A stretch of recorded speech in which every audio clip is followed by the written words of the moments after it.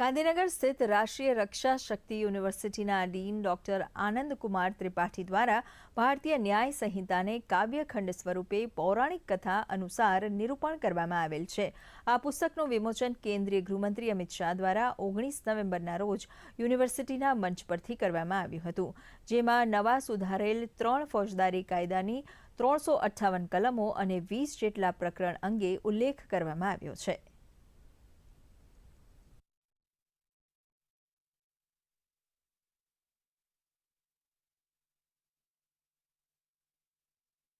भारतीय न्याय संहिता में कुल मिलाकर के 358 धाराएं हैं, जिसमें दंड और उसके उपचार अर्थात परिभाषाओं के बारे में और क्या दंड दिया जाता है उसके बारे में प्रावधान है. मैंने इसको भारतीय ज्ञान पद्धति को ध्यान में लेते हुए लिखा है, जिसमें जो रेफरेंसेज हैं रामचरितमानस में और याज्ञवल्क्य स्मृति में और इस तरह के समस्त जो वेद हैं, वेदांतर हैं, उससे हमने इसका संग्रह लेकर के इसको लिखने का प्रयास किया है.